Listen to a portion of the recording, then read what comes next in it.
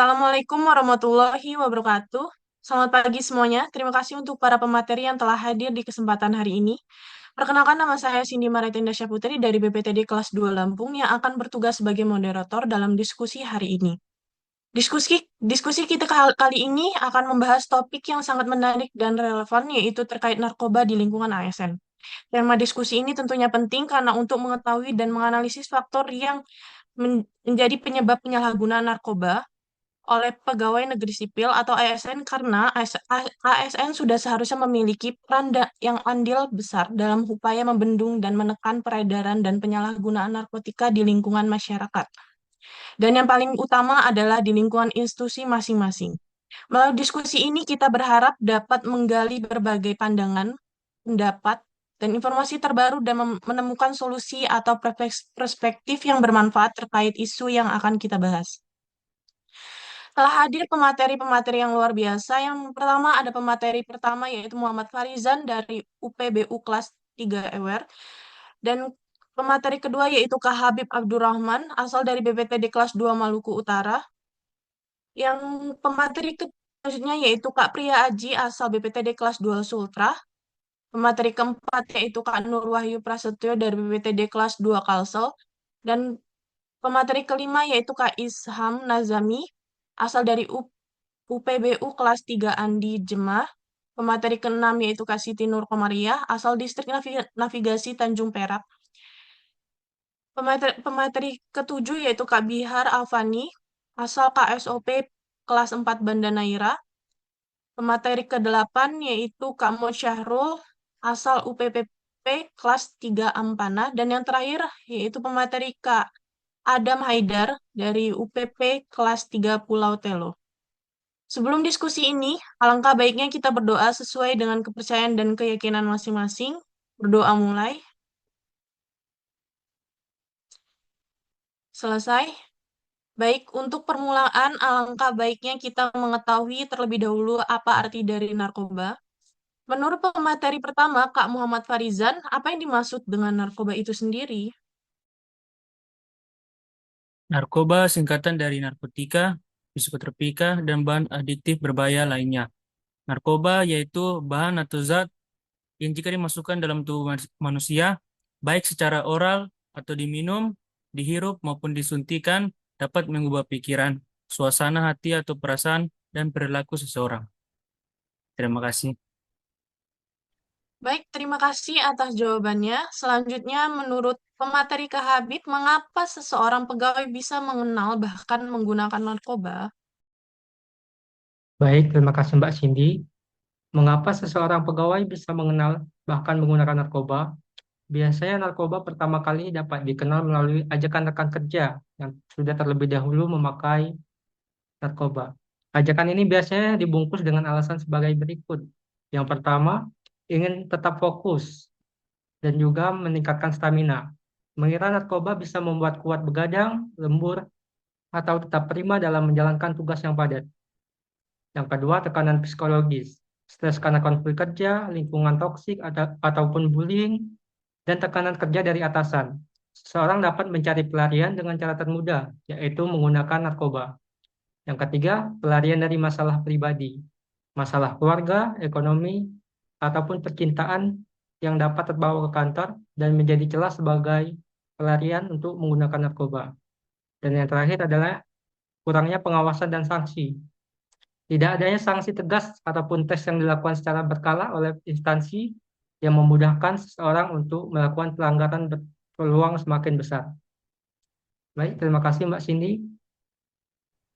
Baik, terima kasih atas jawabannya Kak Habib. Selanjutnya, menurut pemateri Kak Priya Aji, apa ciri-ciri pemakai narkoba itu sendiri? Izin Mbak Cindy untuk perubah apa apa namanya untuk ciri-ciri pemakaian narkoba sendiri ada beberapa ciri yang dapat diketahui dari mulai dari fisik, perilaku dan psikologis. Untuk perilaku yaitu ditandai dengan perubahan berat badan baik naik ataupun turun. Yang kedua mata merah atau berair. Yang ketiga kulit kering atau berjerawat. Empat gigi atau mulut yang tidak sehat.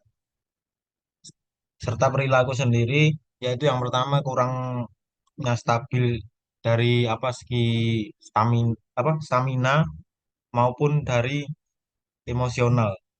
Dan yang keempat secara psikologis terjadi beberapa kasus yaitu sering paranoid atau kecanduan, halusinasi dan kehilangan memori. Itu saja Mbak Cindy, terima kasih. Baik, terima kasih atas penjelasannya Kak Haji. Selanjutnya kita dengarkan pendapat dari pemateri Kak Nur Wahyu. Mengapa seseorang bisa tergoda atau terjebak dalam penyalahgunaan narkoba? Baik, terima kasih atas waktunya Mbak Cindy. Mengapa seseorang bisa terjebak dalam penyalahgunaan narkoba? Yang pertama yaitu rasa ingin tahu. Banyak orang, terutama remaja, mencoba narkoba itu bukan karena niat jahat, tetapi mereka rasa penasaran mereka itu tinggi. Jadi sensasi atau mereka mencari sensasi atau kebebasan yang akhirnya membuat mereka mengabaikan resiko yang sebenarnya terjadi. Dan yang kedua yaitu pengaruh teman. Banyak anak muda yang mengatakan itu semua teman pakai masa aku nggak pakai. Pernyataan seperti ini menggambarkan betapa kuatnya pengaruh pertemanan dalam mempengaruhi keputusan seseorang. Yang ketiga yaitu pelarian dari masalah atau stres. Jadi banyak orang terjerumus ke narkoba karena stres, depresi, atau masalah pribadi.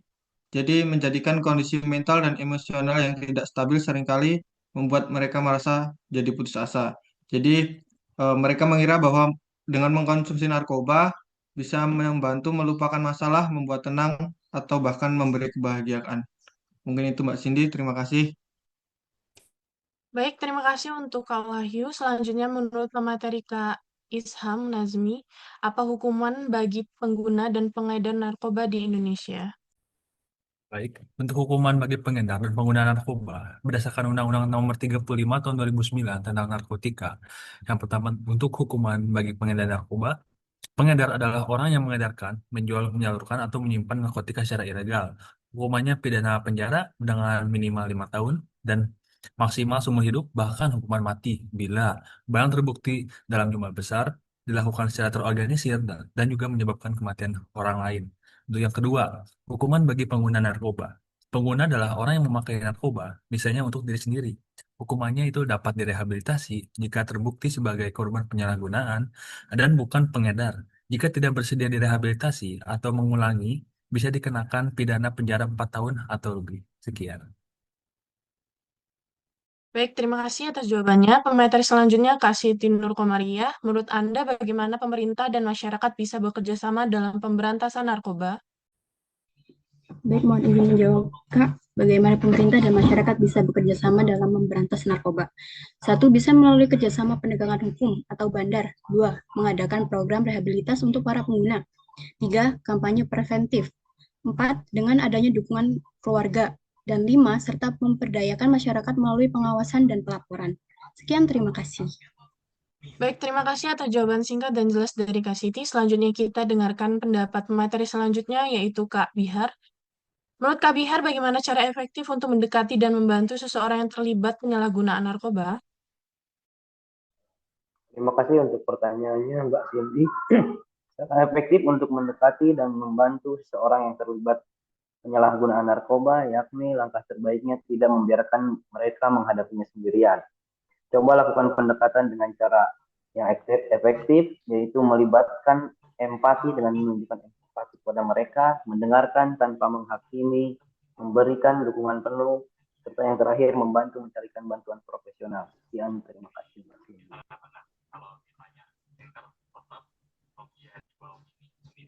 Baik, terima kasih atas jawabannya, Kak Bihar. Selanjutnya, bagaimana Kak Adam cara memberhentikan mengkonsumsi narkoba dan cara penanggulangannya?